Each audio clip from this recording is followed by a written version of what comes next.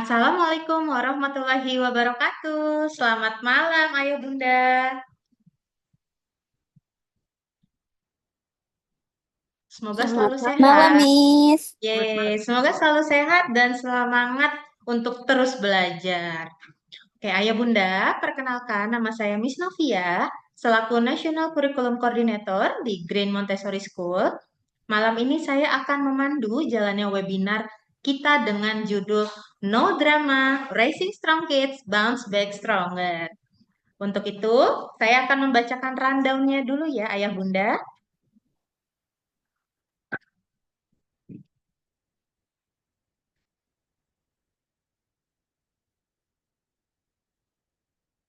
Oke, rundown-nya yang pertama opening, yang kedua kita ada presentasi dari narasumber kita, Ibu Anastasia Satrio, MPSI Psikolog. Yang ketiga sesi Q&A, dan yang keempat closing. Baik, Ayah Bunda, yuk sama-sama kita perhatikan layar Zoom kita. Nah, saya akan memperkenalkan narasumber kita. Ibu Anastasia Satrio, MPSI Psikolog, beliau merupakan mental health advocate, dan juga beliau merupakan pengarang buku. Salah satunya bukunya menjadi mega bestseller dengan judul Kamu Tak Harus Sempurna, dan Tak Ada Sekolah untuk Orang Tua di tahun 2020. Kemudian ada buku Nggak Apa-apa Kalau Sedih Nangis Aja, Mengenal Inner Child Kamu di tahun 2023, dan Am I Doing Okay? Tips Mengelola Emosi Remaja di tahun yang sama 2023. Kemudian narasumber kita ini merupakan seseorang yang expert di bidangnya, bisa dilihat dari latar belakang pendidikan Ibu Anas. Beliau mengambil diploma trainee in therapeutic play from the Academy of Play and Child Psychotherapy di UK tahun 2020 sampai 2024, di Vrije Universiteit Amsterdam Summer School on Attachment Julai until Agustus 2024. Beliau juga mengambil master di Clinical Child Psychology UI tahun 2013 dan merupakan sarjana di bidang yang sama di tahun 2008. Nah, Ibu Anas ini juga mendapatkan beberapa achievement. Bisa sama-sama Ayah Bunda lihat di layar Zoom-nya masing-masing. Baik, Ayah Bunda, sama-sama kita lihat nih di layar Zoom kita. Ada gambar apa ya kira-kira? Yuk, sama-sama kita komen di kolom chat.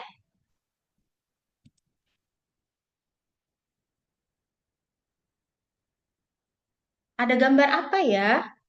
Atau anak ini sedang apa ya? Anak menangis, anak yang menangis sedih. Anak menangis, apalagi nih ayah bunda kira-kira? Menangis, anak sedih, anak menangis.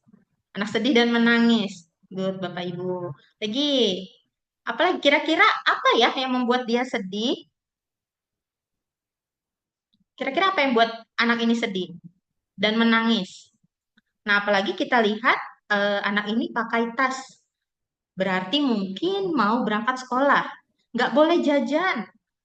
Keadaan mental yang tidak siap, belum siap untuk ditinggal sekolah. Good. Ada lagi. Tasnya berat ternyata. Oh iya, tadi terlihat tasnya lebih besar daripada badan anaknya ya. Jadi mungkin tasnya berat, jadi dia nangis. Apalagi kira-kira? Dia mungkin nggak suka sekolah, atau bisa jadi temannya nggak satu sekolah dengan anak ini. Anaknya ngambek nggak mau sekolah, ngantuk. Nah, ngantuk ya. Kelupaan snack boxnya. Jadi nanti takut lapar. Malu. Malu karena baru masuk sekolah baru. Tumblernya ketinggalan. Nah, ini banyak banget nih ayah bunda. Mulai dari tasnya berat, lunchbox ketinggalan, terus dia nggak mau masuk sekolah, ngambek nggak mau sekolah, dan lain sebagainya. Untuk itu, mari sama-sama kita perhatikan, kita saksikan eh, eh, presentasi dari Ibu Anas untuk belajar nih sama-sama Ayah Bunda untuk menjadi informasi untuk kita bagaimana sih kita menghadapi drama-drama yang mungkin datang dari anak kita nih. Baik, tanpa menunggu lama, mari kita sambut Ibu Anas, dipersilakan.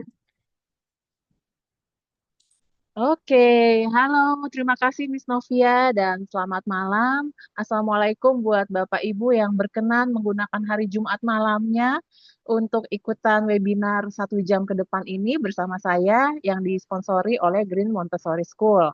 Saya juga ingin mengucapkan terima kasih untuk Miss Nurma selaku Direktur dari Green Montessori dan juga Kepala Sekolah TK dan SD yang juga hadir hari ini. Oke, ini saya sudah lama tahun ini udah lagi jarang webinar. Jadi ini webinar yang eh, lagi setelah habis libur Lebaran kayaknya ya. Dan sempat bed rest kemarin ini. Tapi kalau sama sekolah Green Montessori, saya udah beberapa kali membawakan seminar dari zaman pandemi ya, masih online buat anak-anak, buat orang tua, lalu sempat offline tahun lalu. Jadi senang sekali, terima kasih sekolah Green Montessori sudah mengundang saya lagi nih dengan topik yang buat saya pribadi, Bapak Ibu, topik ini kayaknya ini baru pertama saya bawain yang tentang resiliensinya ya. Gitu. Oke, saya akan izin share screen. Saya menggunakan 2 device karena yang satu suaranya kurang jelas. Jadi yang satu lagi akan untuk membuat share materinya ya. Wah, ada Mbak Mila. Ada beberapa yang familiar juga. Sebentar, kita perbesar.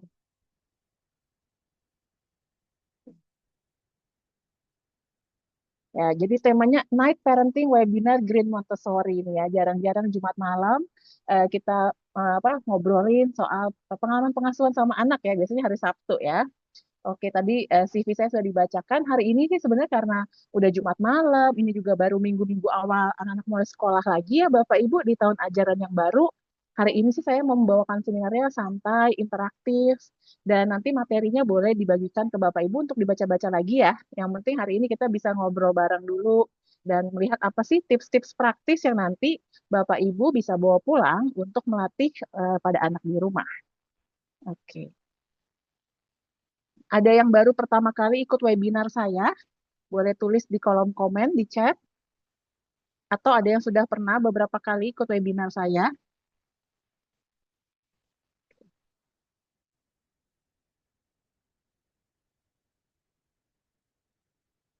Nah, ini highlightnya sih yang tadi yang sudah disampaikan ya. Hari ini kita 1 jam ke depan, lebih 15 menit, itu kita akan pengen tahu gimana sih cara membangun resiliensi anak. Resiliensi juga ini barang apaan ya gitu ya. Lalu gimana sih strategi parenting mudah-mudahan bisa mengurangi drama-drama kehidupan sehari-hari di rumah ya. Cukup drama di sosial media, jangan ditambah drama di rumah ya Bapak Ibu ya. Lalu latihan-latihan gerakan primitif refleks yang mendukung rasa aman anak. Nah, sebelum saya masuk ke topik tentang anaknya, saya pengen tahu dulu nih Bapak Ibu, how are you? Ada nggak yang udah tanyain Bapak Ibu hari ini atau udah bertanya ke diri sendiri, hari ini aku lagi gimana ya? Gimana sih kondisi Bapak Ibu di malam ini, di minggu ini? Oh, nih typo nih kurang I1. Boleh terus di kolom chat supaya lebih interaktif. Saya akan sambil melihat jawaban Bapak Ibu. How are you? Tarik nafas, hembusin, tanya ke diri sendiri. How are you? Gimana rasanya malam hari ini? Gimana rasanya minggu ini? Capek gitu ya, lelah. Oke, wah lumayan banyak yang baru pertama ya. Nah, sekali salam kenal. Oke, apalagi nih? Lagi bingung menghadapi anak yang suka tantrum, capek. Luar biasa, happy, excited, akhirnya bisa istirahat. Ya, every emotion is welcome ya di webinar hari ini, malam hari ini. Dan kita sebagai orang dewasa itu boleh banget punya namanya mixed emotions atau emosi campuran. Jadi kita boleh, aduh lega akhirnya Jumat. Tapi udah mikir lagi nih, 2 hari lagi udah mesti bangun pagi lagi hari Senin gitu ya. Atau senang sih anak-anak sekolah, tapi capek misalnya ada orang tua yang lagi sakit, atau keluarga kita yang lagi sakit atau kita sendiri lagi sakit gitu ya. Jadi bisa campur-campur gitu ya. Luar biasa padat tapi menikmati. Nah, buat ini kalau nggak salah Bapak Ibu banyak kan domisili di Jakarta ya. Ada yang dari luar kota nggak? Selain di Jakarta, boleh juga tulis di kolom chat komen supaya saya tahu Bapak Ibu datang dari mana aja. Kalau kita di Jakarta minggu ini berasa lebih macet nggak sih Bapak Ibu? Karena banyak galian-galian. Kemarin teman saya share di Instastory dia 3,5 jam pergi kerja, pulang 3,5 jam lagi, padahal rumahnya masih Jakarta, gitu ya. Oke. Ada juga Ibu Trikartika bilang anaknya suka bilang capek setiap bangun tidur. Oh, ada yang dari Riau. Ya, dari Bekasi ke Jakarta macet ya kalau kita ada apa keperluan untuk kerja atau sekolah ya. Oke, Alhamdulillah sudah Jumat. Iya, saya juga Lega. Kebetulan saya hari Sabtu biasa saya praktek, tapi minggu ini saya masih istirahat. Jadi kayak wah lega nih, besok Sabtu masih cukup rileks gitu ya. Karena kalau saya kerjaan sebagai psikolog anak mirip kayak wedding organizer, Bapak Ibu. Senin Selasa agak nyantai, Rabu Kamis menjelang weekend padat merayap gitu ya. Oke, ada lagi yang dirasa pada si malam hari ini? Kalau belum kepikiran nggak apa-apa. Yang penting ini adalah salah satu tips praktis juga yang nanti Bapak Ibu perlu lakukan ke diri. Nggak harus selalu tanya ke anaknya, karena kalau anaknya masih usia TK, itu mereka kalau ditanya, kamu gimana perasaannya? Mungkin mereka diam atau jawabnya happy, senang, sedih. Atau kalau udah punya anak remaja, kamu lagi gimana perasaannya? Biasa aja, B aja gitu ya. Yang penting nanya dulu ke diri sendiri, karena itu cara kita check in ke diri sendiri dengan oke, tarik nafas, rasain ke diri, tanya lagi rasanya apa gitu. Kebetulan saya tadi pagi itu karena kemarin seharian keluar rumah ke Bintaro, rumah saya di Kebon Kacang Jakarta Pusat, jadi tadi pagi itu agak low energy. Nah ini saya juga lakukan ke diri saya, tarik nafas. Oke, gimana rasanya? Oh iya, lagi agak energi lagi low ya, tapi semangat dan excited buat nanti malam webinar sama teman-teman dari Green Montessori. Oke, kita pelan-pelan naikin energinya lagi ya. Jadi ini hal yang kayaknya sepele, tapi kalau di pengalaman saya, semoga bisa membantu Bapak Ibu juga. Itu ngebantu naikin energi kita pelan-pelan dengan kita connect sama apa yang kita rasain. Ya lelah banget ya. Oke. Nah, tadi yang udah jawab emosinya, kita mau latihan juga mengenali namanya energi termometer ya, dari 1 sampai 10. Seperti kalau lihat apa namanya, eh, buat ngisi bensin di mobil di dashboard gitu ya, seberapa capeknya hari ini. Jadi 10 itu paling capek, paling lelah gitu ya. Atau kalau tadi yang bilang happy karena udah Jumat, dari 1 sampai 10 seberapa happy-nya hari ini. Ada yang -1 gitu ya. Oh, energi udah gak ada. 10 capek banget. Iya, makanya semoga saya bisa membawakan webinar hari ini santai ya Bapak Ibu ya. Jadi bukan seperti lecturing kuliah, tapi ya kita sama-sama inilah support system, support group ya, menjalani kehidupan sebagai orang tua dengan anak-anak di tahun ajaran baru gitu ya. 8.30 capek sampai bengong dulu di mobil. Ya kayaknya hidup orang dewasa tuh kalau nggak capek, capek banget ya gitu ya. Jadi adult life ini capek sekali ya. Ada yang happy 9. Nah, nggak apa-apa banget nih, tiap orang di jam yang sama, emosinya, perasaannya beda-beda gitu ya. Oke. Wah, udah 115 peserta yang hadir di webinar Green Montessori. Kalau teman-teman berkenan, tadi pertanyaan pertama saya, how are you today? Lagi merasa apa malam hari ini atau minggu ini gimana sih rasanya? Dan habis itu bisa dirasain, tarik nafas ke diri, tarik nafas yang dalam, hembusin, rasain ke diri, ini berapa sih energi saya sekarang gitu ya. Jadi kalau tadi ada yang bilang capek, capeknya 10, capeknya 5 gitu kan. Atau sisa energinya nih, kayaknya udah hari Jumat, sisa energi saya udah tinggal 2 atau 3, mana besok anak-anak masih ada kegiatan lagi gitu ya. Oke, terima kasih Bapak Ibu. Kita, there is no judgment in here, kita cuma pengen lebih connect sama emosi yang kita rasain. Oke. Wah, ini pas banget di dekat rumah saya lagi ada suara dari masjid. Mudah-mudahan suara saya masih kedengaran ya. Dan kita bawa dalam doa, semoga perjalanan kita menjadi orang tua ini perjalanan spiritual yang dikuatkan oleh Tuhan juga ya. Gitu.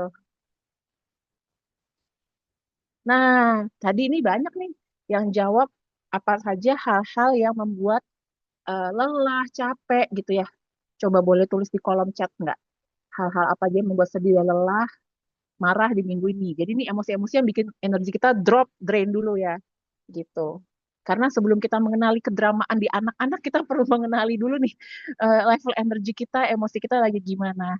Kalau Bapak Ibu apa namanya merasa tidak nyaman menuliskan di kolom chat yang bisa dibaca 117 orang, Bapak Ibu bisa chat private ke chat Zoom saya sini, jadi saya tetap bisa baca dan nggak kelihatan namanya. Tapi kalau merasa, ya kayaknya nih semua sesama ibu-ibu bapak-bapak orang tua ini lelahnya sama nih, urusan anak-anak lah, keluarga, perekonomian gitu ya. Kemarin ada nggak yang tabungannya udah sempet keblokir gitu ya. Nah, siapa tahu hal itu yang kita ngerasa umum, tapi kalau mau di chat yang private juga boleh. Saya kasih waktu 2 menit ya. Apa aja nih yang bikin marahnya apa, sedihnya apa, lelahnya apa. Boleh salah satu, boleh tiga-tiganya. Oke, ada yang bilang anaknya dengan autisme adult with autism lagi senang memancing reaksi dengan bad words. Jadinya rasanya kesel mungkin ya Bu ya, Bu Melani. Kesel atau malu atau lelah. Oke. Oh, thank you Ibu Irfani. Bangunin anak tiap pagi ada aja sakitnya. Iya, kayak sama anak tuh selalu banyak hal yang di luar kontrol kita nggak sih Bapak Ibu? Kayak banyak hal nggak terduga gitu ya. Lelah kalau anak udah tantrum yang memunculkan emosi. Ada lagi nggak yang bikin sedih di minggu ini? Atau yang bikin marah di minggu ini, lelah di minggu ini? Ini juga pertanyaan yang kayaknya simple ya. Tapi kalau kita belum terlatih terbiasa menanyakan ini ke diri sendiri, kita tuh kayak lama gitu bacanya ya atau menjawabnya ya. Nggak apa-apa, hari ini bukan tes cerdas cermat, tapi satu kebiasaan yang saya pengen perkenalkan ke Bapak Ibu, minimal tuh seminggu sekali. Kalau nanti udah biasa bisa 3 hari sekali, atau bahkan tiap hari sekali gitu ya, kayak kita minum air atau minum vitamin, itu kita tanya sama diri sendiri, minggu ini kenapa capek banget ya rasanya, atau kayak kok mellow banget ya hari ini rasanya kenapa ya gitu. Kadang kita bisa langsung inget, oh penyebabnya apa. Tapi kadang kita juga nggak selalu tahu kenapa gitu, karena ada juga di manusia tuh namanya ada delay emotion ya. Kejadiannya hari ini, emosi yang keluarnya baru 3 hari lagi atau 4 hari lagi, bahkan minggu depannya gitu. Oke. Ada juga fear kalau nanti anak kita harus struggling diri kita dengan ADHD-nya, jadi berusaha kelas macam-macam. Ibu Sekar Arum minggu ini mulai antar jemput anak, punya bayi, harus pumping karena mulai masuk kantor, jadwal sangat padat, nggak ada me time gitu ya. Macet pasar minggu bikin lelah, ada yang kena macet juga di TB Simatupang, yang sering ditulis orang-orang di threads ya, kemacetannya gitu ya. Having argument with tax authority, draining banget ya. Lelah karena kerjaan rumah nggak habis-habis. Aduh bener banget, saya juga hari ini baru beresin cucian di rumah Bapak Ibu ya. Kemarin-kemarin belum kepegang gitu. Oke, terima kasih buat yang sudah nulis. Kalau yang lain mau nulis lagi juga boleh ya gitu. Jadi kadang-kadang kita lupa ya kita sebagai manusia, tapi kita kurang memberikan waktu-waktu untuk being vulnerable as a human being gitu ya, mengenali emosi kita, ada ruang aman untuk ya just sharing our emotions, nggak langsung dapat solusinya sih, tapi just being human aja with our emotions and our struggling gitu ya. Thank you for sharing. Banyak tarik nafas ya Bapak Ibu. Gitu. Jadi salah satu tips untuk self care diri, karena salah satu yang membantu untuk nanti kita bisa less drama, mengurangi drama sama anak tuh adalah self care kita sebagai orang tua. Salah satu yang saya sering latih ke klien-klien saya maupun ke diri saya sendiri itu adalah tarik nafas gitu ya. Jadi tarik nafasnya bisa tarik nafas dari hidung, perutnya dikembungin, terus buang nafas, perutnya dikempesin, dan kalau lagi lelah banget ya, kayak udah kayak mau meledak atau sesek banget, tarik nafasnya bersuara. Tarik nafas yang dalam, perut dikembungin, buang nafas bersuara. Hah, gitu. Coba silahkan Bapak Ibu lakukan di layar masing-masing. Hah, gitu. 3 kali, terus minum air putih atau stretching badannya. Kayak bisa stretching ke kiri, ke kanan.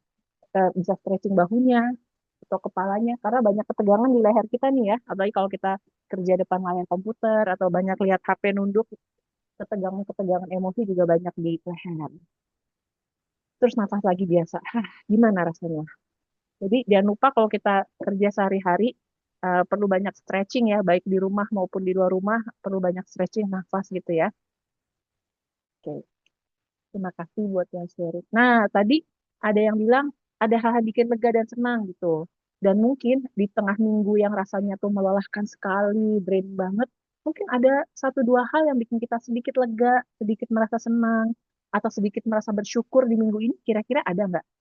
Satu aja nggak apa-apa. Boleh kalau ketemu dua atau tiga bagus, tapi satu pun juga nggak apa-apa. Karena kita perlu melatih ya di usia dewasa tuh hidup nggak black and white ya Bapak Ibu, nggak hitam putih.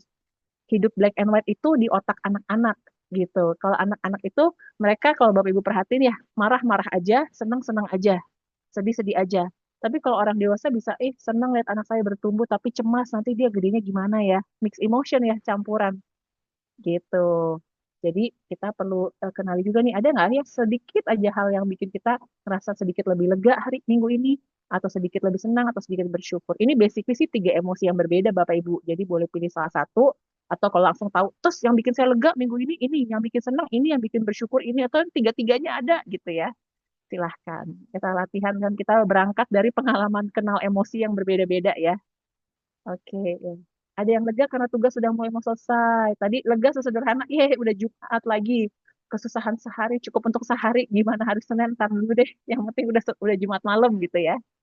Ibu Sekar Arum bilang alhamdulillah anak mulai naik perlahan gitu ya, coba sampai tarik nafas lagi, apalagi yang membuat kita lega dan bersyukur. Nah, menariknya Bapak Ibu, karena saya sebagai psikolog anak dan remaja yang banyak belajar soal otak manusia atau neuropsikologi, secara faktanya, otak kita itu lebih susah loh ingat hal yang positif daripada yang negatif. Otak kita itu lebih mudah ingat hal yang nggak enak, yang nyebelin, yang melelahkan. Karena otak kita itu bagian dari survival, cara bertahan hidup leluhur-leluhur kita ya. Dulu lebih penting buat otak manusia ingat jalan mana yang saya ketemu singa dan buaya. Jadi kita akan lebih mudah ikut yang negatif. Dan di otak kita itu hal yang menakutkan, melelahkan baik secara fisik maupun mental, itu sama di prosesnya. Sakit hati sama sakit gigi sama lah di prosesnya di otak gitu ya. Jadi untuk kita bisa mengenali hal-hal yang bikin kita lega di minggu ini, hal-hal yang bikin kita senang bersyukur tuh butuh usaha sebenarnya. Dan ini kerasa banget kalau Bapak Ibu punya anak-anak atau mengajar murid-murid yang sudah remaja, di usia preteen bahkan sekarang. Sejak mereka umur 8-9 tahun ke 10-12, atau ke usia 13-15, itu mereka tuh kayaknya negatif mulu gitu ya. Kayak, apa perlu diruqyah ya anak ini ya? Kok kayaknya gloomy banget gitu ya. Tapi saya bisa menjelaskan dari segi perkembangan otaknya, neuropsikologinya, atau kayak di film Inside Out, buat Bapak Ibu yang udah nonton atau perlu nonton lagi nih pas anaknya remaja. Mereka bukan lagi kerasukan setan, mereka otaknya itu lagi berkembang dan lagi fokusnya ke hal-hal negatif terus gitu ya. Jadi nanti kita butuh tahu caranya gimana. Oke, atau anak-anak yang ada isu sensitif sensori ya, yang anak-anak TK SD, aku nggak suka baju seragam sekolah yang baru gitu kan. Temen aku dorong aku, padahal mungkin ditoel gitu ya. Jadi ini hal-hal yang, oh ini terkaitnya sistem otak nih gitu ya. Oke, ada yang anak-anaknya baru pulih dari drama bapil gitu ya. Pengeluaran tidak terduga, ada pemasukan terduga, bersyukur nggak sakit walaupun kurang tidur, lega karena bisa resign dan dapat pekerjaan baru, bersyukur cukup dana untuk membeli kebutuhan sekolah ya, karena wow bulan Juli itu pengeluaran luar biasa ya Bapak Ibu ya. Banyak banyak susah tidur, kurang tidur, tapi bisa functioning. Wah tiba-tiba dipeluk, dikagling sama anak yang usia remaja gitu. Setiap orang bisa punya hal-hal yang membuat lega, senang, bersyukur gitu ya. Kadang-kadang hal receh buat saya adalah yang kalau saya lagi di minggu yang cukup lelah, saya cari makanan yang saya suka untuk wah ya bisa makan ini terus. Misalnya saya cenderung suka manis, tapi saya mulai ganti suka minum air kelapa gitu ya. Wah senang banget nih air kelapanya enak. Jadi kita bisa cari hal-hal receh untuk hal-hal yang bikin kita lega, senang, bersyukur gitu ya. Oke, sip. Nah, tadi ini tuh sebenarnya ya hal-hal untuk kita mengenali emosi kita itu part of resiliensi loh, kayak karena untuk kita bounce back kita perlu tahu dulu yang kita rasain apa ya, terus kemana kita mau melangkah. Nah, hari ini bukan kuliah umum, jadi Bapak Ibu bisa googling definisi resiliensi, dan itu juga lumayan banyak ya penelitian di area bidang psikologi itu tentang resiliensi gitu ya. Resiliensinya bisa dari yang sederhana buat saya menangani anak-anak dengan masalah sensory processing disorder itu udah isu resiliensi. Tapi kalau di jurnal-jurnal penelitian tuh resiliensi anak-anak korban perang gitu ya, resiliensi orang-orang yang terdampak kekerasan gitu ya. Jadi ini luas sekali spektrumnya. Tapi yang hari ini pengen saya bantu Bapak Ibu paham, resiliensi itu gampang kayak bola basket Bapak Ibu. Ada nggak di sini yang Bapak Ibu dulu waktu masa remaja anak-anak main basket atau main bukan kejuaraan olahraga lain, atau anaknya yang sekarang lagi suka basket. Kalau saya nggak bisa basket, Bapak Ibu dulu aja kalau ngedribble, bolanya di mana, saya di mana. Ternyata setelah dewasa saya baru tahu saya ada isu sensori gitu ya.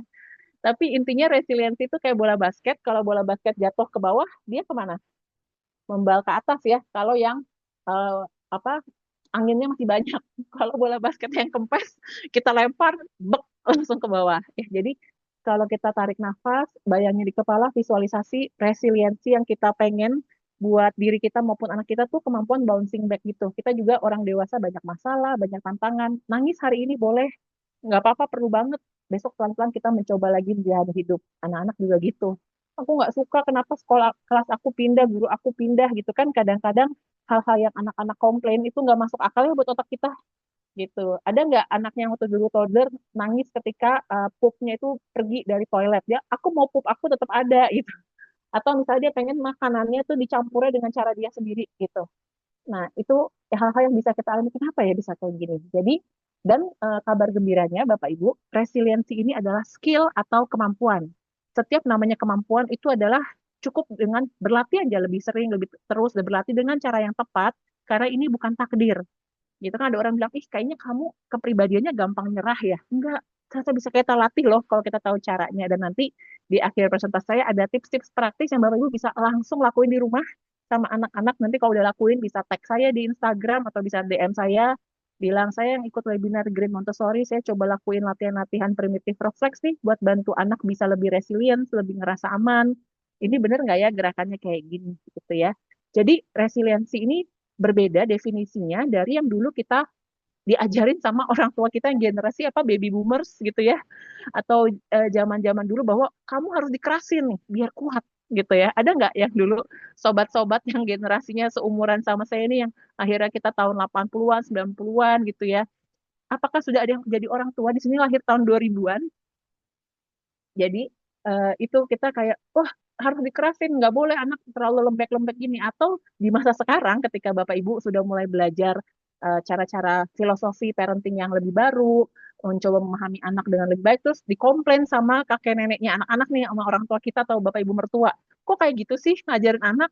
Kenapa harus didengerin anaknya? Kamu dulu dikerasin aja jadi orang kok gitu ya. Jadi definisi resiliensi yang mau kita pakai itu adalah gimana sih kita bisa pulih dari kesulitan, kemampuan pulih, dan bagaimana kita bisa mengelola apa yang kita rasain gitu. Nanti kalau ada pertanyaan kita bisa diskusi. Kurang lebih lagi dia bola basket deh. Kalau ada pengalaman hidup yang sulit bisa membal lagi gitu ya. Atau kalau di sistem tubuh kayak imun sistem tubuh yang baik kan ketika kita ada virus atau sedikit luka, dia bisa recover sendiri. Nah, itulah resiliensi sebenarnya.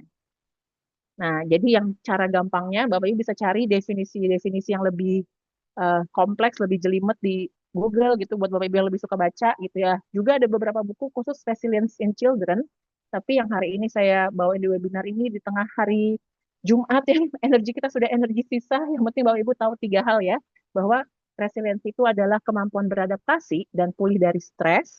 Stres itu sebenarnya netral, tapi stres itu adalah tekanan, tantangan yang nanti kita lihat nih, stresnya cukup atau berlebihan atau kurang. Karena manusia itu tetap butuh tekanan yang secukupnya ya. Kayak kita butuh hari ini tahu kegiatannya tuh mesti ngapain. Kayak misalnya kalau kita balik ke masa pandemi dulu, tiap hari nggak tahu mesti ngapain, bingung juga ya kalau nggak ada tekanan atau stres. Oh iya, VOC parenting ya, kalau istilahnya.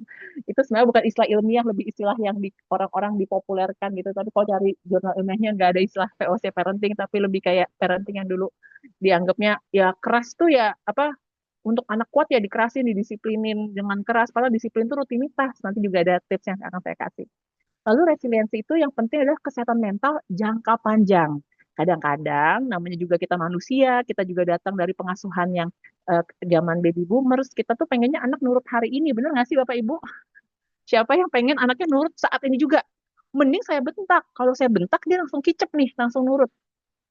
Kalau enggak, bahkan Bapak Ibu mungkin udah ngerasain ya, punya anak umur 45 tahun yang tidak ada kesulitan berbicara, negosiasinya banyak banget. Miss-miss di Green Montessori juga ngerasain ya, sama anak-anak murid tuh beda sama zaman kita dulu ya. Kita selalu ditanya, why Miss? Kenapa Miss? Aku mesti gini. Kenapa Bu? Kenapa Mah? Pak? Aku mesti gini. Gitu. Aku kan mau ini aja gitu ya.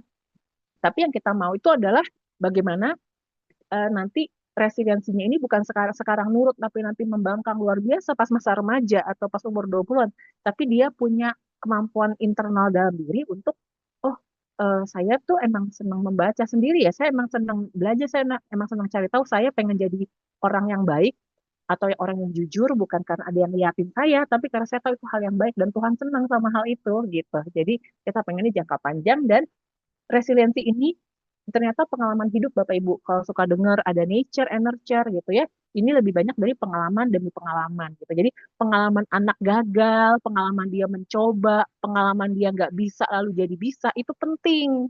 Jadi kalau anak-anak ikut perlombaan atau mencoba hal baru, atau sekedar main di rumah gitu, main board game ya, pengalaman mencoba lagi gagal, atau nggak belum selalu bagus itu nggak apa-apa, itu melatih resiliensi gitu. Jadi nggak ada yang wah dia takdirnya itu emang gampang nyerah, nggak, itu tergantung latihannya dari kita.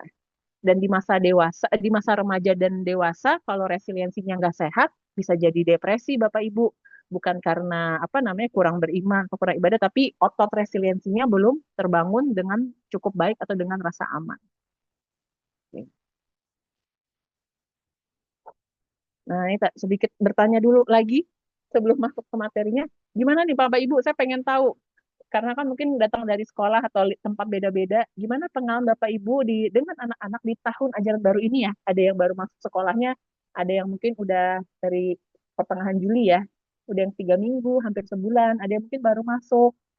Gimana nih Bapak Ibu boleh cerita nggak di kolom chat komen sambil saya baca pengalaman anak-anak di tahun ajaran baru ini gampang, smooth, atau kok mogok sekolah anaknya? Atau pagi-pagi drama gitu ya. Kemarin teman saya cerita anaknya dua ketukar bekal sama ketukar tasnya. Lalu gimana perilaku dan emosi anak di minggu ini? Ini dua pilihan pertanyaan. Kalau pertanyaan yang pertama susah dijawab, yang kedua. Kalau yang kedua lebih abstrak, yang pertama. Jadi boleh pilih salah satu, boleh dua-duanya dijawab. Kalau untuk tulis anaknya, tolong tulis usianya ya Bapak Ibu ya. Soalnya saya memahami perilaku dan emosi anak berdasarkan usia. Oke.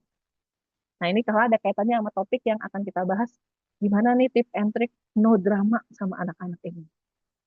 Saya sambil cek di kolom chat ya.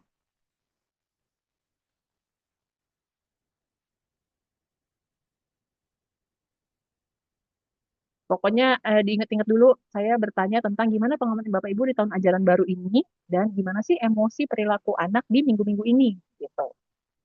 Ada yang mengganggu, atau, maaf ini komputer.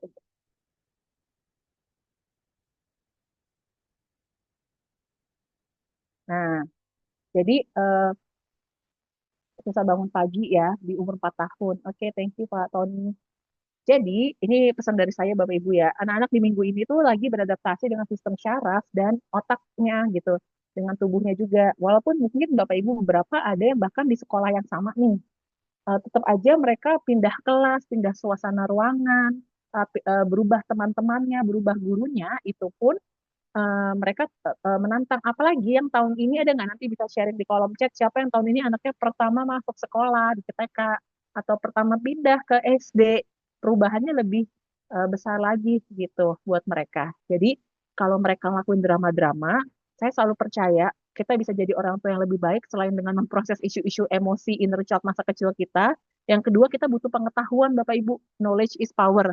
Kalau kita bisa tarik nafas, inget, oh anak saya nih susah banget dibangun pagi, reok banget, atau kayak males-malesan. Menurut kita itu karena bukan dia sengaja bikin kita susah pagi hari ini gitu ya, atau dia bukan sengaja nggak mau makan atau numpain makanan, tapi otaknya tuh lagi beradaptasi, sistem syarafnya lagi beradaptasi, tubuhnya lagi beradaptasi menghadapi rutinitas sekolah yang baru dan pengalaman di ruang kelas, juga transisi dari rumah ke sekolah. Apalagi ada nggak yang beberapa bulan terakhir ini ada kedukaan di keluarga, ada anggota keluarga yang meninggal, atau binatang peliharaan meninggal, atau pindah rumah. Nah, itu menambahkan beban adaptasi anak di otaknya selain soal tahun ajaran baru gitu. Jadi kita semoga Bapak Ibu bisa pasang nih di wallpaper HP atau di screenshot, anak-anak itu nggak bermaksud bikin drama, tapi sistem syaraf tubuh dan otaknya lagi butuh dibantu untuk merasa lebih aman. Karena kalau kita bisa lebih memahami dengan lebih tepat dan netral, nanti lebih ada energi dalam diri kita untuk membantu anak merasa lebih aman dan nyaman. Kalau nggak kan kita, aduh nyusahin banget nih anak gitu ya. Kenapa sih udah dibantuin beli, udah keluar duit banyak nih buat uang pangkal. Kenapa pakai anaknya ribet banget, dan apalagi begitu sering sebersit muncul pengalaman kita. Wah, dulu saya waktu kecil kalau udah uring-uringan gini langsung disabet nih pakai rotan. Kamu mah enak zaman sekarang gitu ya. Baik terucap maupun tidak terucap. Jadi kita tarik nafas. Oke. Jadi itu pengalaman saya dulu, ini bukan anak di depan saya sekarang gitu ya. Boleh sambil usap-usap dada juga itu karena bantu soothing kita. Kayaknya ada beberapa yang sudah share juga di kolom chat. Wow, banyak sekali pengalamannya ya. 4 tahun barusan masuk playgroup, ketemu teman baru katanya happy dan senang, nangis cuma hari pertama. Oh ya, di sini ada beberapa orang tua yang anaknya juga SMP ya. usia 12 tahun masuk SMP setelah 3 minggu hanya hafal dua nama teman. Anak ke 5 tahun nggak agak drama, bilang temennya nggak suka sama dia. Pas ditanya, ternyata dia mau tolongin temennya ambil botol, temennya nolak. Dia jadi malu depan teman-teman. Iya, jadi ini juga buat beberapa anak, ini pengalaman pertama bersosialisasi di luar kakak adik di rumah, di luar sepupu, atau teman-teman yang di lingkungan lebih kecil ya. Jadi membantu anak bisa lebih mengelola penolakan, itu juga bagian dari melatih kemampuan resiliensinya. Gitu. Masih struggling dengan drama bangun pagi habis jam tidur berantakan sama liburan 5 tahun, betul Bapak Ibu. Jadi rutinitas itu sangat penting buat anak, membuat mereka merasa aman secara psikologis. Jadi perubahan rutinitas ini memang butuh adaptasi, dan untuk otak anak kita butuh ekspektasi tuh 1 bulan sampai 3 bulan gitu ya. Jadi nggak bisa mereka kayak 3 hari 4 hari langsung membaik gitu ya. Jadi minimal sebulan deh kita lihat dulu. Bahkan ada beberapa anak makin banyak isu sensorinya makin butuh waktu lebih lama, bisa 3 bulan gitu ya. Bahkan ada yang 4 bulan gitu ya.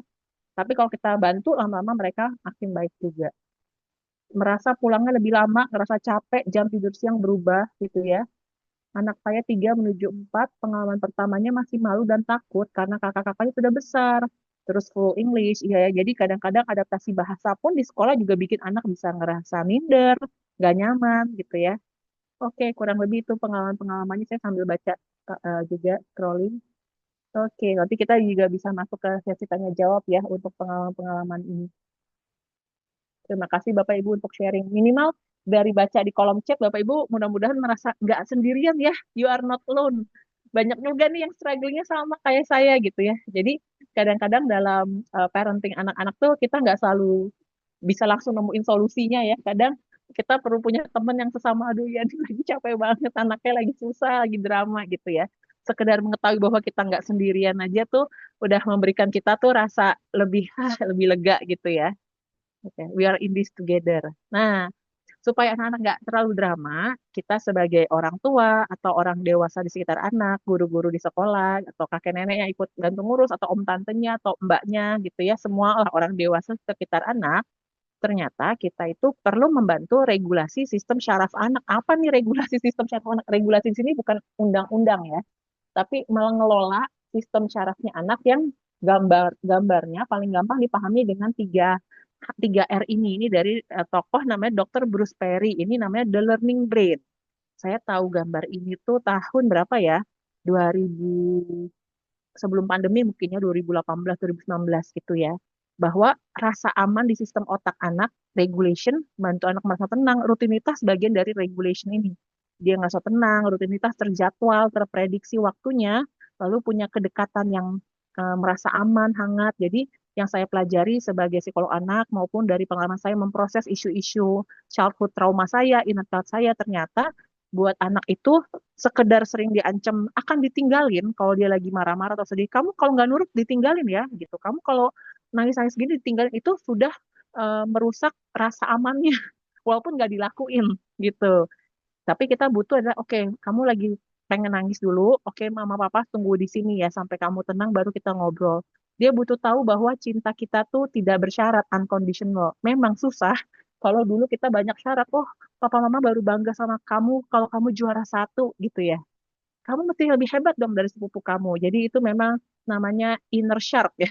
Suara-suara ikan hiu di kepala kita yang perlu kita sadari, dan kalau kita uh, tergerak itu bisa kita pulihkan gitu ya dengan brain spotting terapi, dengan terapi-terapi untuk bantu emotional trauma healing gitu. Karena itu yang suka mengganggu kita mau melakukan hal yang lebih baik ke anak kita, tapi ada suara-suara hiu di kepala kita atau kritikan-kritikan di kepala yang kayak, atau sistem syaraf kita udah naik kayak Hulk karena kita belum punya pengalaman merasa aman dan ditenangkan gitu. Contoh simpel adalah pengalaman bangun pagi buat saya ya Bapak Ibu ya. Jadi dulu saya bertiga bersaudara di rumah, ibu saya ya tipikal ibu-ibu Indonesia yang kayak pertama bangunnya lembut, lama-lama naik 1 oktav gitu kan. Terus kayak, ayo cepetan bangun, gini-gini gitu. Jadi eh, untuk saya ngerasa pagi itu bisa tenang, itu saya butuh banyak reparenting diri saya, juga perlu sesi konseling ke psikolog gitu, untuk saya lama-lama, oh ya nggak apa-apa bangun pagi itu nggak harus menakutkan kok gitu. Kita bisa menjalani pagi ini dengan lebih tenang. Gitu. Setiap orang punya titiknya masing-masing, tapi paling nggak ketika kita sudah punya anak di masa sekarang, kita belajar bahwa rasa aman itu penting banget gitu sebelum mereka belajar berhitung, sebelum mereka belajar mengenal angka atau hal-hal lain yang lebih kompleks, rasa aman itu penting banget. Makanya sekolah yang bisa memberikan rasa aman anak itu luar biasa sekali. Guru-guru yang kesejahteraannya baik, dibantu untuk bisa memahami bagaimana membantu anak merasa aman itu penting banget karena itu fondasi di sistem batang otaknya anak gitu ya. Bahkan kita sehari-hari Bapak Ibu kita bisa scanning nih orang ini tuh rasanya aman nggak ya buat saya secara emosi, saya pengen vulnerable nggak ya depan dia, saya berani ceritain ini atau oh iya nggak apa-apa bilangnya gitu aja. Jadi dengan rutinitas regulation di sistem syarafnya, nanti latihan-latihan yang saya akan kasih ngebantu untuk regulasi di sistem syaraf ya Bapak Ibu di otaknya, relasi yang hangat yang dekat, baru anak bisa diajak mikir. Dulu pun saya juga belajar Bapak Ibu, ternyata udah tahu belum Bapak Ibu? Ternyata kita tuh nggak bisa nanya ke orang yang lagi anak yang lagi nangis, kamu kenapa sih nangis? Kenapa kamu pukul teman? Pertanyaan why itu baru bisa ketika otak area depan ini prefrontal cortex lebih matang di usia 9-10 tahun ke atas. Basically kalau masih 5 tahun 6 tahun tuh kita cuma bisa lakuin observasi atau namanya reflective communication. Oh iya, Papa lihat kamu lagi kesel banget ya. Oh yang lagi nggak pengen masuk sekolah ya, atau nggak mau pakai pita yang biru ya, atau nggak mau masih temen ini ya. Iya kesel banget ya. Jadi mengobservasi apa yang muncul dari gesturnya anak. Tapi kalau kita, kenapa sih kamu suka susah banget dibangunin gitu? Kenapa sih nggak mau sama teman ini? Dia juga nggak tahu jawabannya gitu. Bahkan begitu masuk fase remaja, pas otak mereka lagi ada renovasi lagi, nggak semua pertanyaan kenapa mereka bisa jawab. Bahkan mereka sendiri suka bingung, kenapa ya aku kayak gini gitu. Jadi itu yang perlu kita, banyak hal yang kita perlu unlearn dari yang hal-hal yang kita tahu dulu. Kebayang nggak Bapak Ibu, kalau buat saya pribadi, saya lahir tahun 90, saya ngerasa sistem pembelajaran saya dulu tuh segitiganya kebalik. Diajarnya reasoning terus, kayak apa yang kamu perlu lakukan ketika ada nenek menyeberang jalan. Pertanyaan kelas 2 SD. Langsung ke reasoning.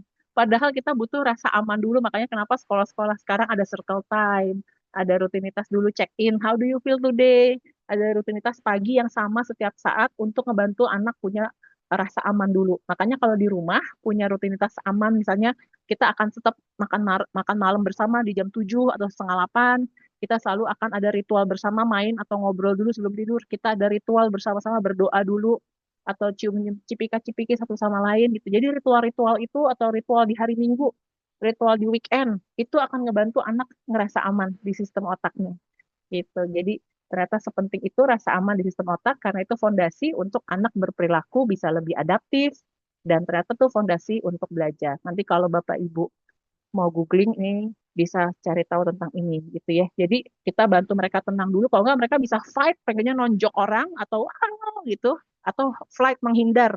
Ada nggak anaknya yang kayak pencemas, jadinya suka takut aja, nggak mau melakukan, nggak mau mencoba, atau malah jadi diem banget, selective mutism, atau malah kaku kalau ditanya diem aja gitu. Jadi kita perlu punya relation dan connect sama anak dengan relasi yang lebih attune, lebih sensitif gitu ya. Jadi wajar kok Bapak Ibu kita sulit memberikan pengalaman relationship yang aman ke anak soalnya kita juga dulu belum pernah ngalamin. Mungkin bahkan sampai sekarang belum tahu caranya gimana gitu ya. Tapi perubahan itu mungkin. Change is possible. Dimulai dari diri kita yang di usia dewasa karena di usia dewasa otak kita lebih punya kematangan nih Bapak Ibu untuk bisa mengubah diri kita sebelum kita berharap anak kita yang berubah gitu. Nah, jadi ini juga mau nggak mau ya setiap kali bahas tentang parenting pasti mau nggak mau kita ke flashback sama pengalaman kita ya. Ya ampun, andaikan dulu orang tua saya ada nih yang mengedukasi kayak gini, atau andaikan dulu pemahaman resiliensi di sekolah tempat saya sekolah itu udah lebih paham bahwa yang dibutuhin tuh bukan anak sekedar nurut, tapi mereka tuh sistem syarafnya tuh tenang. Saya waktu membuat materi ini, saya juga sambil flashback ke pengalaman saya semasa sekolah, saya jadi mikir, oh dulu tuh selama sekolah, bukan mikir, refleksi diri, dulu tuh selama sekolah saya itu adalah nurut yang takut gitu, nurut yang tegang. Saya nggak pernah minim pengalaman nurut yang ngerasa rileks. Baru belakangan ini nih, setelah saya belajar play therapy, kemarin hari Senin Selasa saya ikut rhythmic movement training, yang latihan-latihan nanti akan saya kasih di slide ini. Oh, ada loh suasana belajar di usia dewasa yang rasanya rileks, aman, dan tenang, tapi kita tetap nangkep ternyata nggak harus ngerasa tegang ya untuk belajar gitu. Nah, jadi untuk anak-anak sendiri maupun buat kita sendiri, itu kita punya resiliensi itu karena hubungan yang aman dengan orang tua. Itu bisa saya lihat dari suami saya ya, dia datang dari keluarga yang jauh lebih harmonis, lebih sehat situasi keluarganya. Dia di masa dewasa kalau banyak tantangan di pekerjaan, itu dia orangnya langsung ya dihadapi aja gitu. Kemarin dia bikin program gitu, dia kerjanya teknik elektro, dia cerita ke saya ini ada bikin sensor 100 barang nggak nyala, sensornya nggak terdeteksi. Dia bilang, terus gimana, saya bilang gitu, oh ya besok coba lagi aja. Itu salah satu resiliensi. Kalau mungkin saya panikan, aduh gimana ini, nggak bisa kayak gini gitu. Lalu yang membentuk resiliensi di usia anak-anak ya tentu guru, teman, keluarga gitu ya, dan berlatih regulasi emosi yang sehat. Ini latihan karena ini otot. Saya sebagai orang yang punya kecemasan tinggi, Bapak Ibu, saya bisa cerita dari pengalaman saya memproses diri saya, melakukan cara-cara untuk trauma healing, pergi ke profesional untuk membantu saya belajar cara baru untuk mengelola, memproses emosi saya. Misalnya mungkin 5 tahun lalu, kalau hal itu membuat saya cemas, saya tuh tangannya langsung keringet dingin, langsung sakit kepala psikosomatis gitu ya, atau langsung ada satu hal buruk seharian tuh langsung bad mood. Tapi kalau sekarang lebih bisa bounce back tadi ya, kayak si bola basket tuh mungkin dalam waktu 2 jam 3 jam, oh udah tahu, oh ya udah yang ini dilewatin aja, dijalan aja, yang ini kita bisa ubah. Kalau dulu kayaknya terlalu pengen perfect, jadi begitu ada yang nggak sesuai yang kita pengen tuh langsung wah bad mood banget gitu. Jadi itu yang saya bisa cerita, melatih ini dengan berkala ternyata otak kita kayak otot Bapak Ibu. Di sini ada nggak Bapak Ibu yang suka hobi lari, terus atau ikut apa namanya strength training, yoga gitu ya? Kita kan dari yang tadinya nggak bisa gerakan ini lama-lama bisa. Dari yang tadi larinya cuma bisa 5 kilo jadi 10 kilo. Jadi otot kita aja bisa dilatih, ternyata otak pun kayak otot. Bisa kita latih dulu, kita orangnya gampang reaktif marah, sesederhana lebih banyak berlatih nafas. Oke, tenangin dulu, baru mulai ngomong lagi, atau kita melakukan apa inner proses dengan deep work itu yang memproses trauma-trauma yang kita punya atau menyehatkan sistem syaraf kita. Ternyata sekarang bisa lebih sabar ya, gitu. Lalu melatih sistem syaraf yang tenang dan responsif. Emang nggak enaknya anak-anak itu menyerap, anak-anak di bawah 7 tahun apalagi itu menyerap sistem syarafnya otak orang dewasa gitu. Jadi kalau kitanya lagi banyak kerjaan, tadi ada yang bilang lagi ada deadline, capek gitu ya, kita di tengah banyak konflik, anaknya juga pasti uring-uringan. Kebetulan 2 malam lalu saya habis monitoring dengan orang tua klien. Jadi salah satu tempat saya kerja itu di klinik Perhati di Pluit. Jadi setelah 6 bulan anaknya terapi sensori integrasi, terapi bicara, kita ada sesi kayak rapotan kalau di sekolah ya. Ini rapotan versi klinik tuh kita diskusi sama orang tuanya. Terus dari terapi sensornya bilang, Bu, kenapa ya minggu ini anaknya lebih uring-uringan gitu. Padahal biasanya dia udah lebih tenang loh emosinya. Ini datang dari anak yang dulu kalau unsur adaptasi nangis mulu, sekarang dia lebih tenang. Terus ibunya bilang, oh kalau seminggu ini dia lebih, seminggu terakhir ini dia lebih uring-uringan tuh karena saya lagi pergi kemarin seminggu terakhir gitu. Jadi anak-anak dia langsung pick up situasi di rumah dan emosi orang tua. Jadi ya mau nggak mau kita juga berlatih ya untuk punya resiliensi yang lebih baik. Nanti bisa dibaca juga Bapak Ibu ciri-ciri anak yang lebih punya kemampuan resiliensi. Oh belum berubah. Ya, slide-nya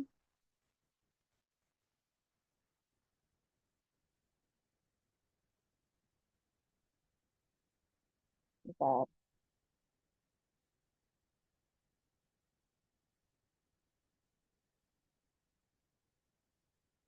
Nanti bisa dibaca ciri-ciri anak yang resilient apa. Ini dijadikan tujuan jangka panjang Bapak Ibu ya. Jangan berharap anaknya 6 bulan dari sekarang langsung gini. Jadi anggaplah, oh saya berharap, misalnya kalau anaknya Bapak Ibu sekarang 4-5 tahun, saya berharap 3 tahun dari sekarang dia punya ini. Gitu ya. Karena ini butuh otot yang dibangun. Kita nggak tiba-tiba bisa angkat beban 40 kilo ya. Jadi dilatih gitu. Nah, gimana peran kita untuk membantu rasa aman supaya anak lebih resiliensi gitu ya. Jadi kita berlatih memberikan respon dengan tenang dan konsisten. Namanya kita manusia, nggak perfect, nggak apa-apa. Bapak Ibu besok kita coba lagi gitu ya. Ada yang udah nonton film sore, kita mulai dari awal lagi ya. Nah, itulah spirit parenting Bapak Ibu ya. Hari ini kelepasan marah, maafkan diri sendiri. Saya namanya belajar jadi good enough parent gitu ya. Apalagi dulu saya aja nggak pernah dialami orang tua yang minta maaf. Sekarang saya berlatih jadi orang tua yang minta maaf. Saya minta maaf ke anak, sudah tenang, besok kita coba lagi. Mulai lagi dari awal atau kayak isi bensin mulai lagi dari nol. That's the spirit of good enough parenting ya Bapak Ibu ya. Berlatih mengenali emosi anak gitu ya. tanpa menghakimi. Kalau susah tuh kita tahan di kepala. Jadi yang menurut saya berat itu adalah kadang di kepala kita atau di badan kita udah ada geremet-geremet. Wah, ini siapa nih yang gambar-gambar? Bentar, coba kita. Kadang-kadang udah geremet-geremet di badan gitu. Jadi kalau buat saya, Bapak Ibu, saya tuh beratnya tuh adalah kalau ngadepin anak yang merengek-rengek. Karena saya dulu pengalaman saya sebagai anak, ibu saya tuh marah banget kalau saya merengek-rengek. Nggak boleh ya rengek-rengek gitu. Saya anak pertama gitu ya.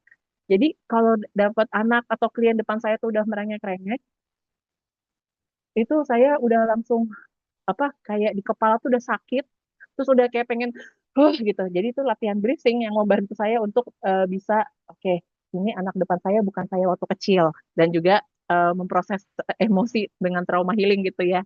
Tapi bahwa itu yang perlu kita lakukan gitu. Ini tulisan membantu tapi eh, kita juga perlu lakuin cara-caranya. Apakah saya sendiri yang membuat tulisan-tulisan ini? Gimana cara matiin?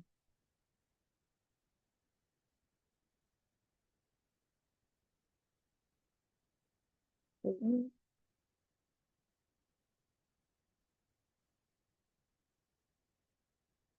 bukan.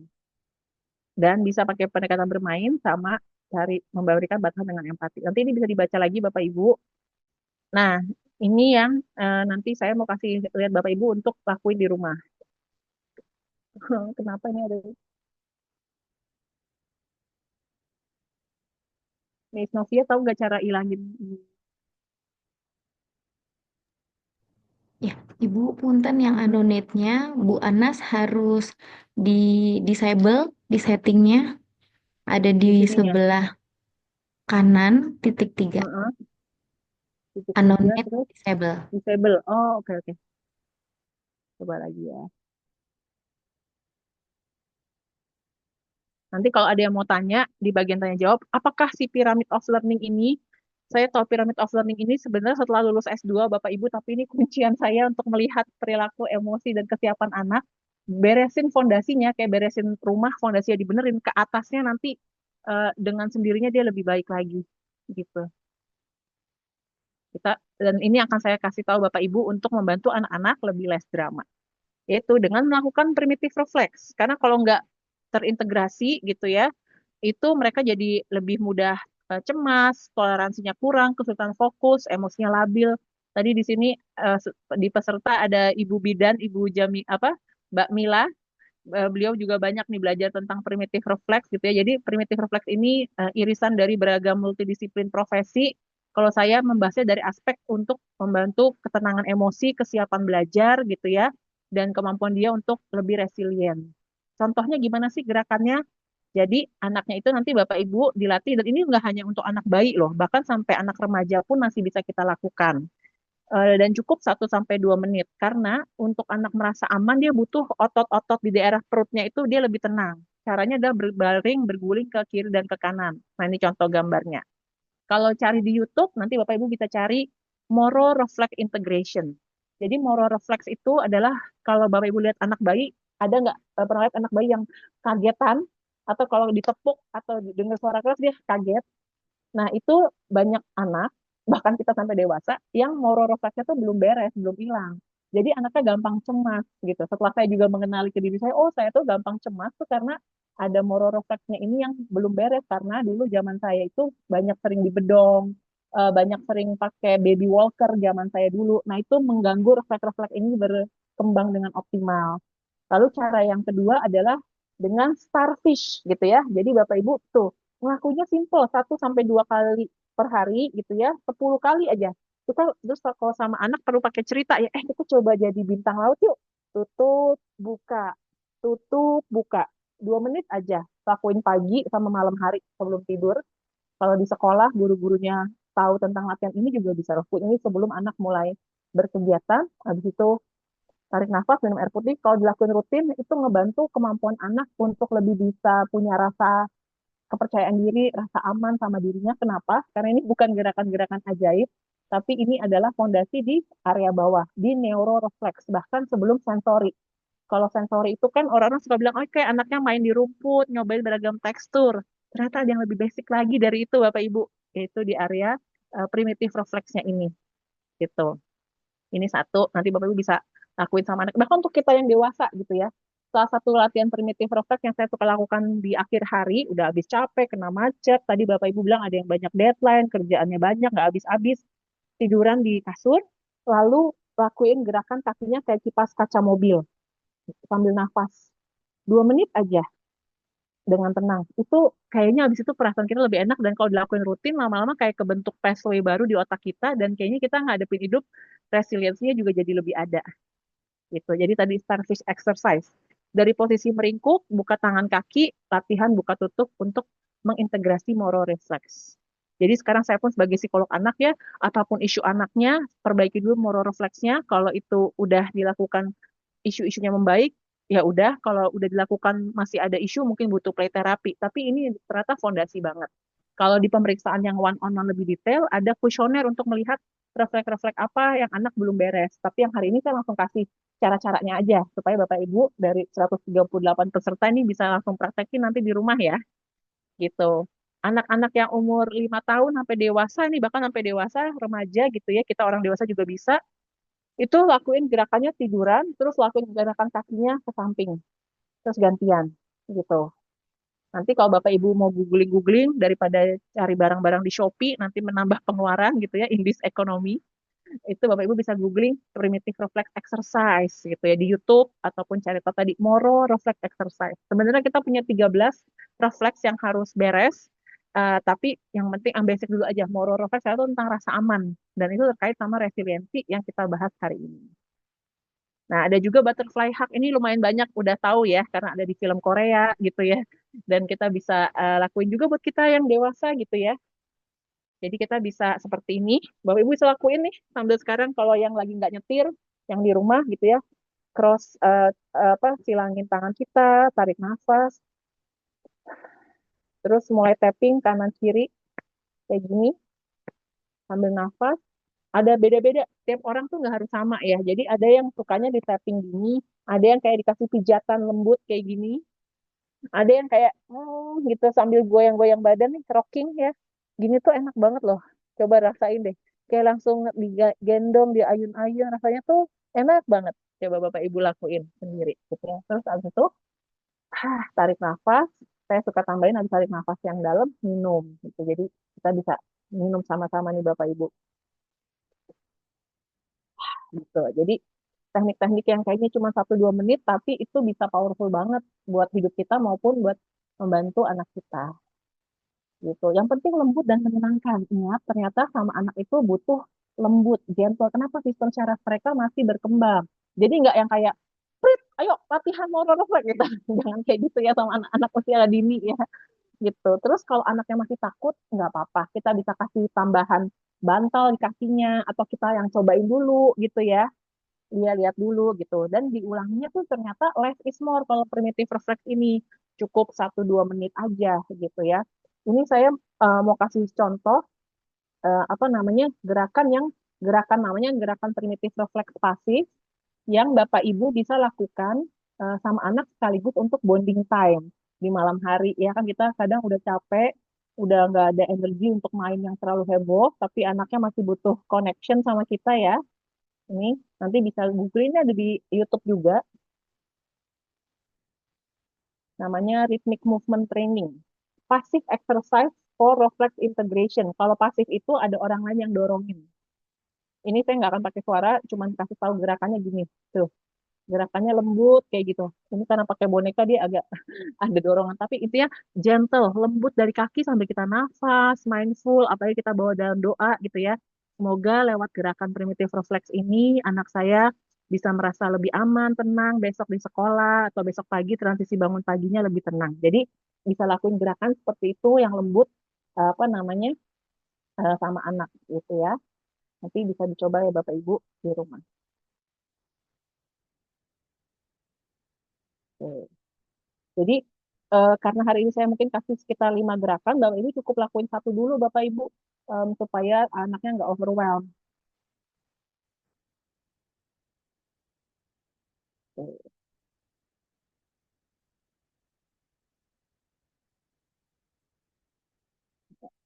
sedikit lagi kita habisnya bisa Hanya jawab singkat. Kalau nanti ada yang belum dijawab, kita cari waktu atau bisa chat DM saya gitu ya. Tapi kalau misalnya Bapak Ibu merasa nggak yakin, nggak aman, bisa bisa berkonsultasi dengan namanya RMT Consultant gitu ya, ada di websitenya. Jadi eh, nggak semua psikolog anak udah tahu soal primitive reflex atau latihan rhythmic movement training ini karena mereka ada training khususnya. Jadi ada orang-orang sudah terlatih jadi RMT Consultant di Indonesia gitu ya. Itu ada di website mereka. Nanti Bapak Ibu bisa lihat di websitenya. Nanti kalau pas lagi break saya kasih linknya. Nah ini gerakannya. Bapak Ibu fokus ke gerakan namanya passive movement kalau yang untuk anak yang masih lebih kecil ya 5 6 tahun 7 tahun gitu ya. Jadi sambil dia tiduran, kasih kalau mau buat gantian dengan pasangan juga bisa nih digerakin gitu ya kakinya dengan lembut yang sebelah kiri dulu gitu. Atau yang tadi saya bilang saya suka kipas kaca mobil, windscreen wipers itu active movement kita bisa lakuin sendiri. Atau kalau anak yang udah lebih besar. Kalau yang ke sebelah kanan kan gerakannya mirip kayak cat and cow yoga gitu ya. Eh, Beresin belakang, tapi yang membantu si refleks-refleks primitif refleks itu dari yang gerakan sebelah kiri atau yang kayak anaknya lagi tiduran digoyang-goyang bentar. Kenapa anak bayi tidur suka dipuk-puk pantatnya? Ternyata itu mengulang gerakan di masa kandungan. Dan kalau buat anak-anak yang sekarang usia TK SD itu dengan sentuhan lembut itu akan ngebantu mereka menginstal lagi rasa amannya. Apalagi kalau yang di masa kehamilan, kelahirannya sempat mengalami hal-hal yang membuat mereka atau kita ngerasa nggak aman gitu ya. Itu kita bisa repair, kita perbaiki lagi dengan hal ini. Kalau tadi habis ada perubahan-perubahan, habis pindah rumah, baru punya adik, ada perubahan-perubahan signifikan, kita tambahin lagi latihan seperti ini. Nah, kenapa kita perlu latih, Bapak Ibu? Karena kita lagi bangun building blocks nih yang kita misalnya anak sekarang umur 5 tahun itu fondasi kemampuan regulasi emosi. Jadi umur 5 tahun sampai umur 5 tahun tuh fokusnya bukan dia bisa baca tulis, tapi dia bisa ngelola emosinya. Jangan-jangan kita udah usia dewasa gini susah mengelola emosi karena fondasi ini nggak selesai ya Bapak Ibu ya. Gitu. Baru ke 6 sampai 12 tahun melatih komunikasi sosial, memahami perspektif orang lain, baru usia 13-18 itu mengelola gimana identitas dirinya, hubungan dengan teman gitu. Jadi ada building blocks-nya mengasuh anak itu membersamai anak gitu. Dan kita butuh lingkungan yang mendukung resiliensi anak ya. Butuh rutinitas, waktu bermain, mau nggak mau screen time tetap perlu dibatasin gitu ya, walaupun rasanya susah ya buat orang tua zaman now. Dan percayalah Bapak Ibu, orang tua yang tenang, anak ikut tenang. Kalau saya bahkan nih sebagai psikolog anak ditanya ya, saya mendingan terapi buat diri saya sendiri dulu yang usia dewasa, ke psikolog atau lakuin trauma healing gitu ya, atau buat anak saya terapi. Saya akan bilang orang tuanya dulu yang menggunakan budgetnya buat ngelakuin terapi atau trauma healing karena begitu orang tuanya sistem syarafnya membaik, dipulihkan, anaknya nggak usah diterapi macam-macam, makin membaik. Ini salah satu contoh rutinitas yang dibikin visual. Biasanya di sekolah suka ada ya Miss Novia ya, ada gambar. Nah, jangan-jangan anak-anak lebih nurut di sekolah karena ada rutinitas yang tergambar gini. Jadi Bapak Ibu perlu lakuinnya di rumah. Bisa buat sendiri atau beli di Shopee gitu. Jadi saya pernah lihat di Shopee, klien saya juga pakai waktu itu anaknya umur 9-10 tahun. Jangan pikir anak umur 9-10 tahun itu nggak butuh kayak gini. Apalagi anak-anak yang bertumbuh di masa pandemi kan otaknya ada delay perkembangan Bapak Ibu. Jadi dia tetap butuh diingetin kayak gini. Dan ini membantu banget mereka ingat, oh ini rutinitasnya urutannya ini gitu. Jadi kalau ada urutan yang berubah kasih tahu, kalau nggak mereka merasa nggak aman gitu. Jadi rutinitas yang ada visualnya membuat otak dan sistem syaraf anak merasa aman, terprediksi dan terkontrol gitu. Kalau ini ada yang bisa dilepas pasang, ada yang apa langsung digambar atau bisa di checklist gitu. Itu menambahkan sense of control buat anak. Mereka senang merasa bisa mengontrol. Jadi intinya rasa aman dan koneksi itu fondasi resiliensi dan dibangun dari memperbaiki atau mengoptimalkan primitif refleks mereka dan kita bisa memulai melakukan langkah kecil dengan latihan-latihan refleks sederhana seperti ini. Semoga dengan kita melatih anak-anak mereka bisa lebih less drama gitu ya ke kehidupan mereka sehari-hari. Gitu.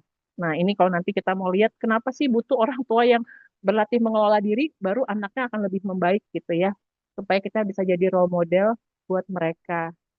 Dan ini butuh dilatih setiap hari, ribuan kali pengalaman bersama-sama mengelola emosi bersama anak dan sampai remaja, itu ternyata fondasi untuk membantu anak bisa punya kemampuan resiliensi dan bounce back stronger.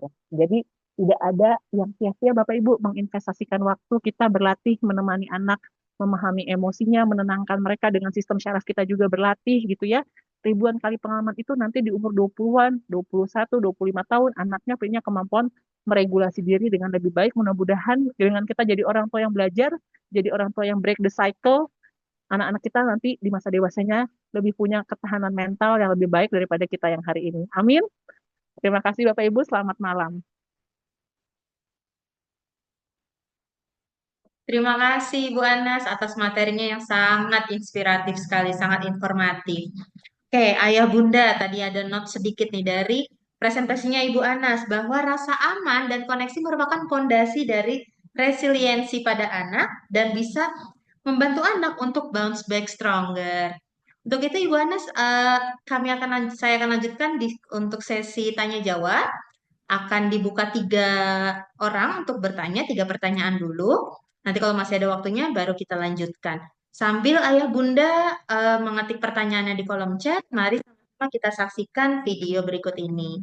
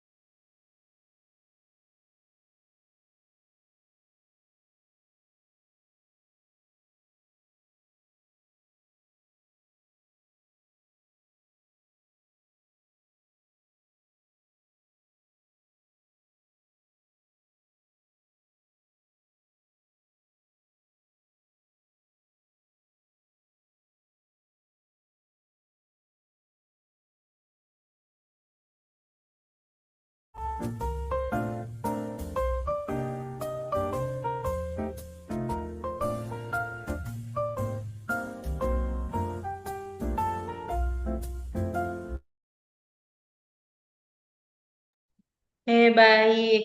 Ibu Anas, pertanyaan pertama nih Bu Anas. Hmm. Ya, aku sampaikan ya. Bu Anas, apa perbedaan dalam pendekatan mengembangkan resilience untuk anak-anak berbeda usia? Anak saya yang satu umur 4 dan yang satu 10 tahun.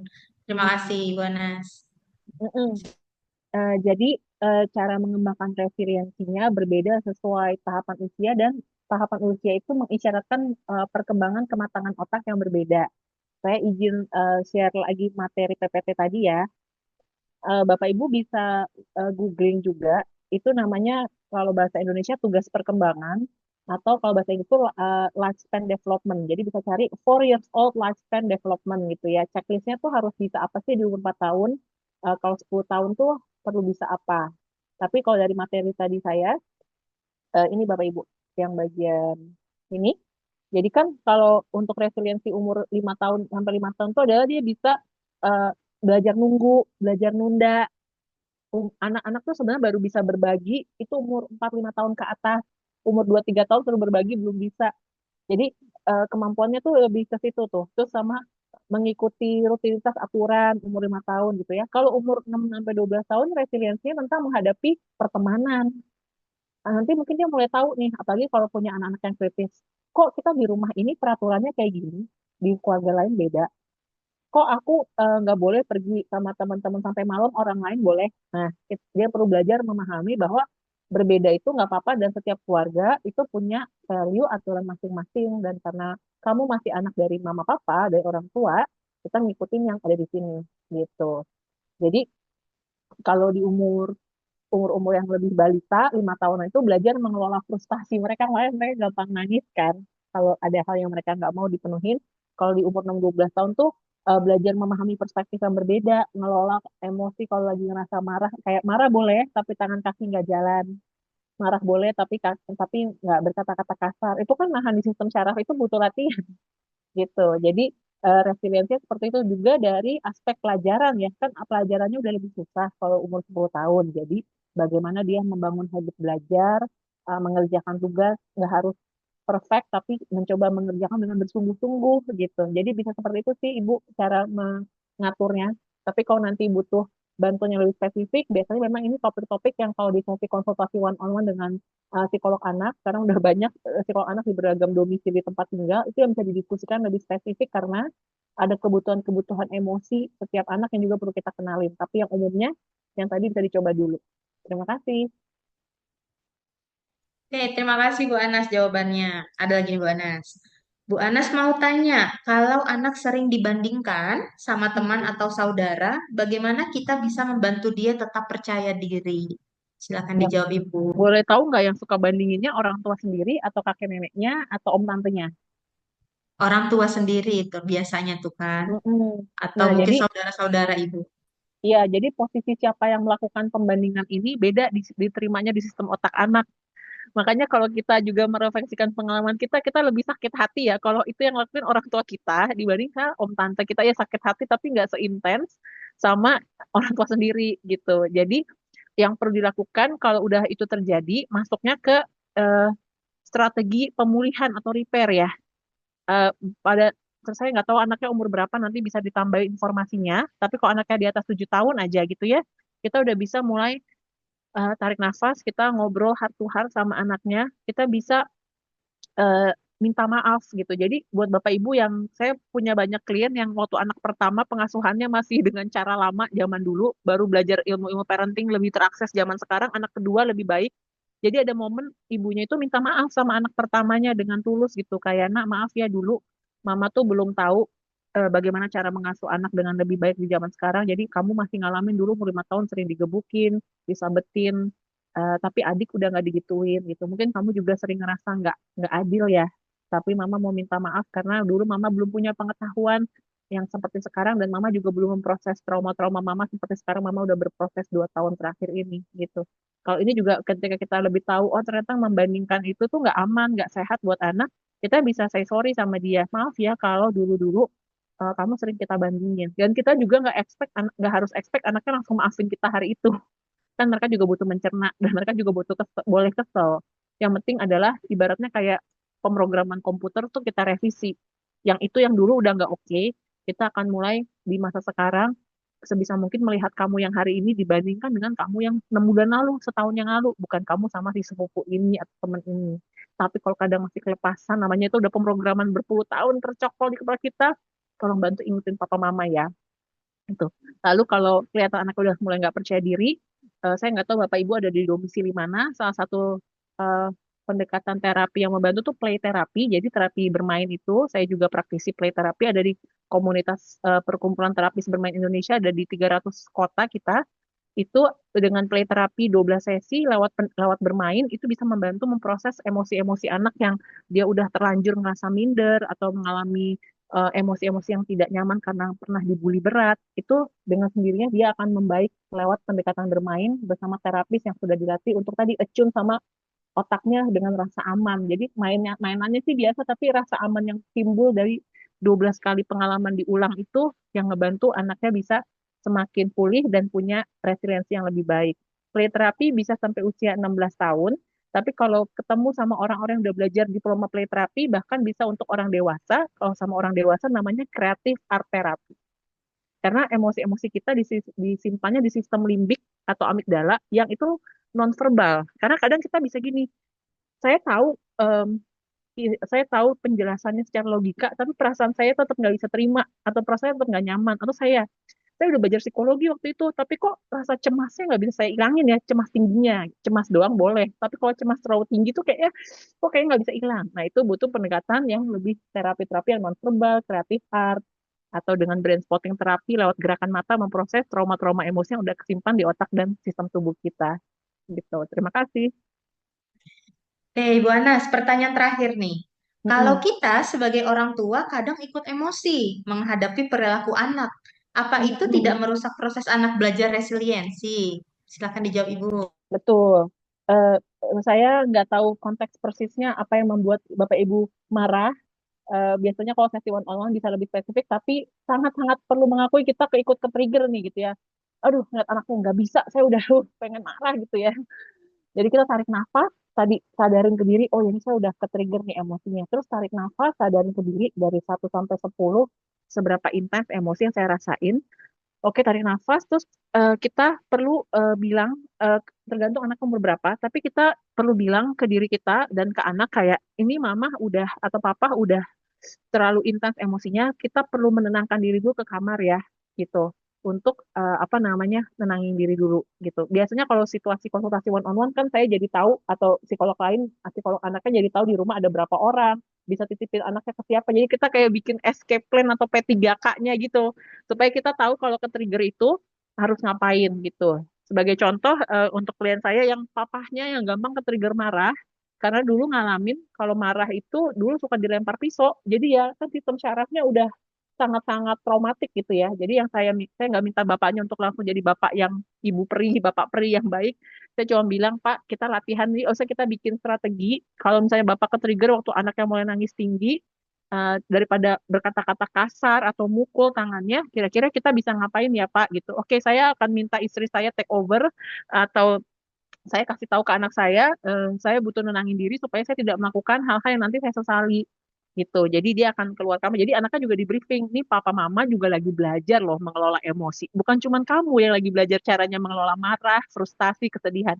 Kita yang orang dewasa juga belajar, terutama karena dulu kita belum diajarin ini pas usia anak-anak. Jadi kita catch up-nya sekarang di usia dewasa gitu. Jadi begitu anaknya tahu, eh, papahnya keluar dari kamar dengan ngasih tahu ini udah butuh tenangin diri nih, udah bentar lagi jadi Hulk gitu ya, dia jadi tenang, dia nggak panik ketika ditinggal sebentar keluar kamar.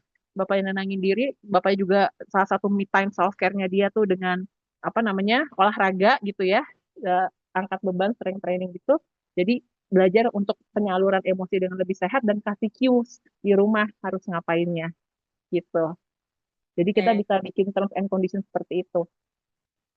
Baik, terima kasih Ibu Anas. Ayah Bunda sudah dengar ya jawaban dari Ibu Anas dan presentasi dari Ibu Anas.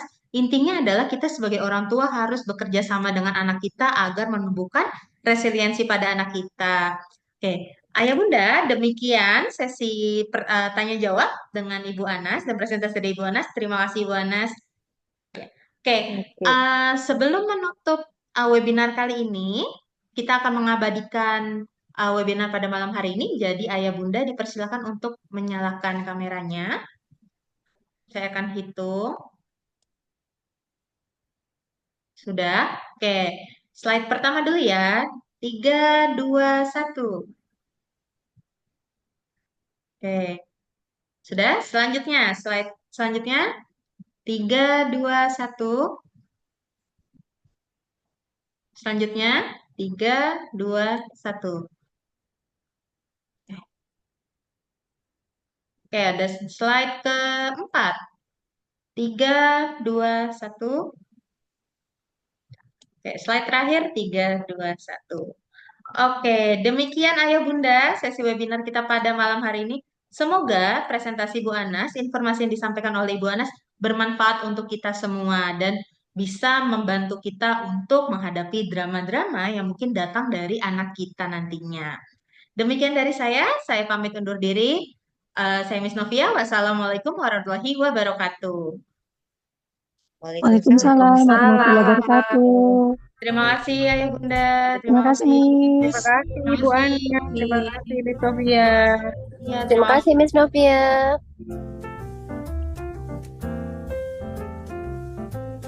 Terima kasih, Miss. Terima kasih Ibu Anas. Terima kasih.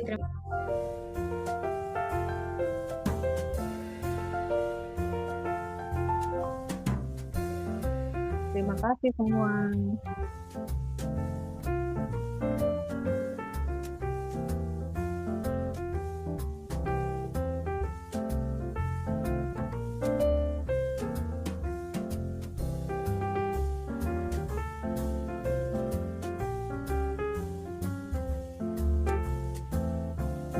Baik, Ayah Bunda, Zoom-nya akan saya tutup dalam hitungan 3, 2, 1. Dadah. Terima kasih.